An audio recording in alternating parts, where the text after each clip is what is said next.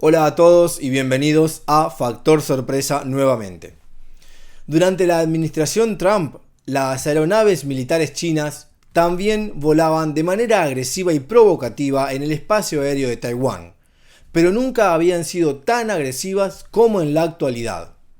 A finales de enero el PSC envió un número récord de aviones militares al espacio aéreo del suroeste de Taiwán, lo que despertó una gran alarma entre los observadores mundiales. Sin embargo, la administración Biden prácticamente no tomó ninguna medida y solo envió buques de guerra a través del estrecho de Taiwán, que en realidad es solo una rutina para el ejército de los Estados Unidos. El 19 de febrero, cuando se reemplazó al ministro de Defensa de Taiwán, Chiu Kuo-cheng, Chen Ming-tong, ex director del Consejo de Asuntos del Continente, asumió el cargo de director de Seguridad Nacional. El mismo día, el PSC envió 4 aviones militares caza F-16, 4 H-7 y un avión de comunicaciones. Así, un total de 9 aviones invadieron el espacio aéreo del suroeste de Taiwán. La intrusión más frecuente fue 6 veces en una hora. Justo el día anterior, el 19 de febrero, en el Comité de Revisión Económica de Seguridad de Estados Unidos y China, muchos exfuncionarios estadounidenses determinaron unánimemente que Taiwán es el lugar más probable de conflictos militares entre Estados Unidos y China. También, este día, el senador republicano Rick Scott propuso una vez más el proyecto de ley Prevención de la invasión de Taiwán para que el Senado de los Estados Unidos lo revisara y votara.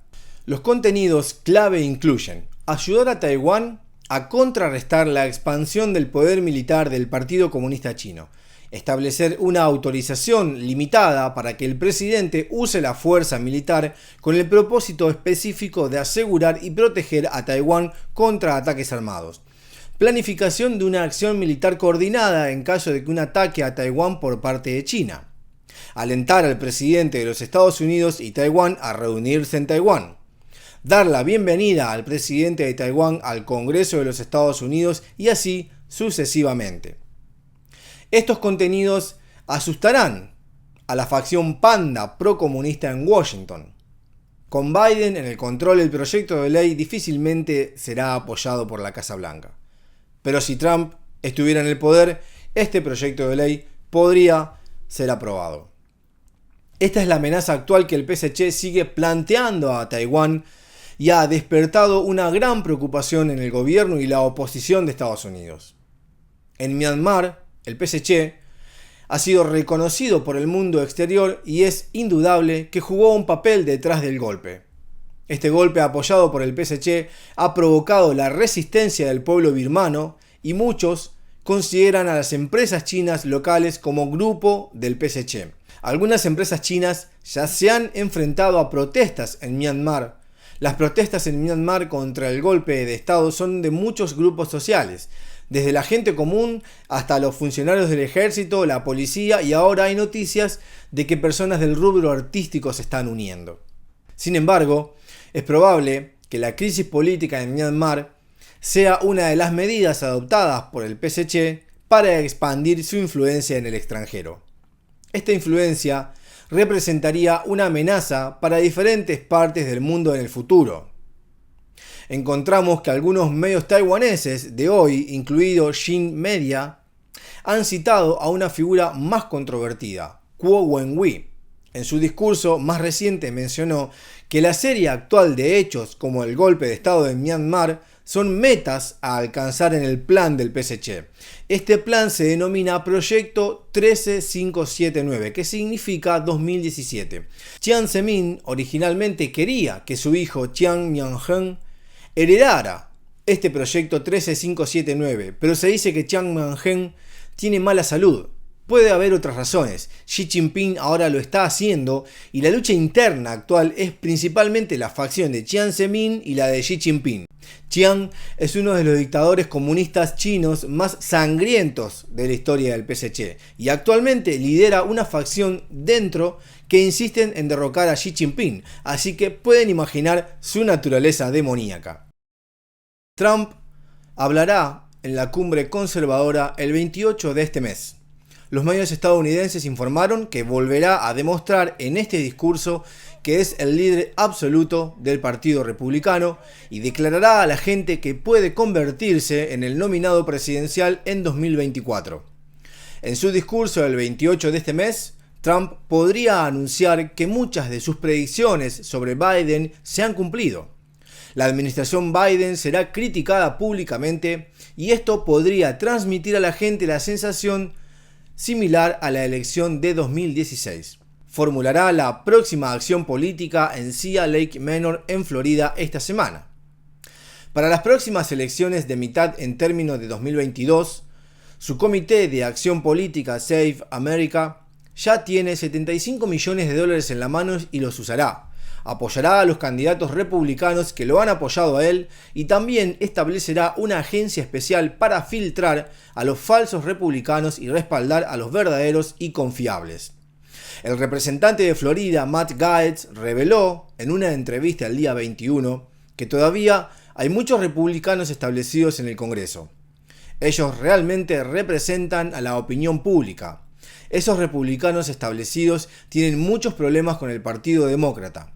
Gaetz pasó unas horas con Trump el día 20. Dijo que está muy concentrado y su espíritu de lucha es el mismo que en el primer mandato presidencial. I am really thrilled to be here at Marine Corps Air Station, Miramar. You are faithful to each other, faithful to your mission, and you are always faithful to the country that you love. Ahora, el virus se ha propagado en los Estados Unidos durante un año. El 22 de febrero, el número de muertes por la epidemia en los Estados Unidos superó oficialmente los 500.000. New York Times utilizó casi 500.000 puntos negros en la portada para representar a los muertos. El número de estas muertes es enorme para los Estados Unidos porque supera el número total comparado con las dos guerras mundiales y la guerra de Vietnam. Lo que hay que mencionar es que desde que Biden llegó al poder, el número de muertos en los Estados Unidos ha llegado a aproximadamente 100.000. En cuanto al propio Biden, el mayor problema ahora no es si puede prevenir la epidemia, sino si tiene la capacidad de hacer lo que un líder debería hacer en la Casa Blanca. Y no tiene que ver con cerrar los estados y meter a la gente dentro de sus casas.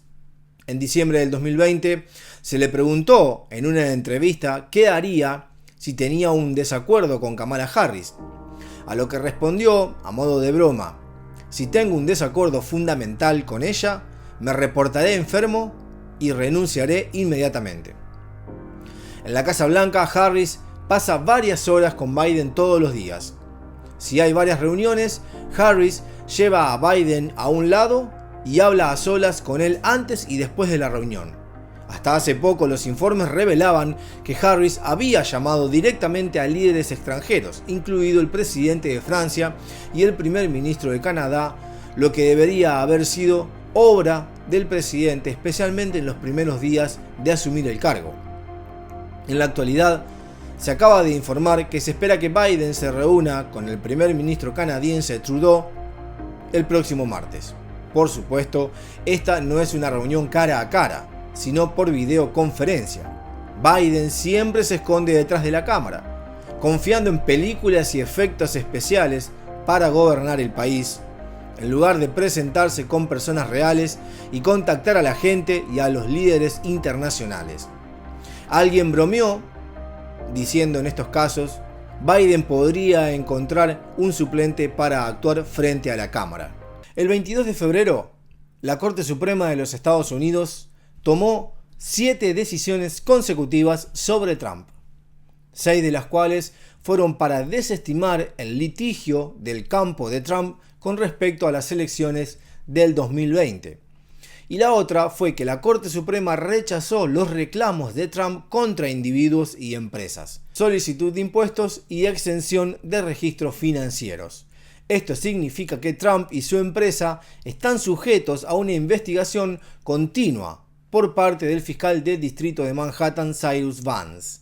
Vance también publicó un tweet después del fallo de la Corte Suprema.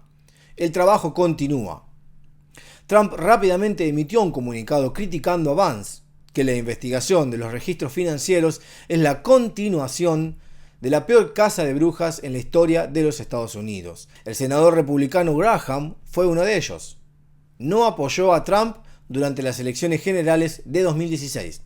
Después de la elección de Trump, se convirtió en uno de los partidarios más firmes de él en el Congreso, hasta el 6 de enero de este año. Después de la medianoche del día 6, públicamente anunció una ruptura con Trump y luego fue rodeado por estadounidenses en el aeropuerto que lo regañaron por traidor. Unas semanas más tarde, él y Trump comenzaron a unirse nuevamente. Graham no fue abandonado por Trump más allá de su traición. Parece que Trump todavía lo acepta como su aliado. Graham es también uno de los posibles candidatos para reemplazar a McConnell como líder del Partido Republicano en el Senado. El fin de semana pasado, Graham fue a Sea Lake Manor para encontrarse con Trump. Después del encuentro, le dijo a los medios que había estado con él durante mucho tiempo. En la reunión habló principalmente sobre las elecciones de mitad de periodo de 2022. Dijo que Trump estaba muy involucrado y esperaba ayudar al Partido Republicano a ganar. Cuando me encontré con él, llamé a varios senadores republicanos. Dijo que el mensaje de Trump en el teléfono fue: siempre me has apoyado y yo siempre te apoyaré. Graham se negó a responder a quién llamó Trump o si volvería a postularse para presidente en 2024. Pero hay noticias de que puede mencionar si se presentará en las próximas elecciones en la cumbre del 28 de este mes. Al mismo tiempo, Biden, tras tomar el poder, estimó que la vida en la Casa Blanca no sería muy feliz. Aparte de seguir reuniendo al menos 5.000 soldados para defender la capital, nunca se ha atrevido a salir a ver gente. Incluso dudo que Jill, su esposa, se atreva a encender la tele, porque ahora hasta los medios de izquierda han comenzado a burlarse de él de vez en cuando, y no hablar de los medios conservadores. Cory Bernardi, un presentador de los principales medios de comunicación de Australia, publicó un informe el 19 de febrero discutiendo el problema de la demencia de Biden, cuestionando a los principales medios de comunicación y al Partido Demócrata. En la noche del 22 de febrero, Grant Stingfield de Newsmax también informó públicamente sobre la demencia de Biden. Mencionó que un médico del hospital Mount Sinai en los Estados Unidos fue juzgado al observar un video de 30 minutos sobre Biden a la etapa media de la enfermedad de Alzheimer. Newsmax también informó sin rodeos que se cree que el estado mental de Biden en esta importante posición ha constituido una clara amenaza a la seguridad nacional, y otros países del mundo también han notado este problema.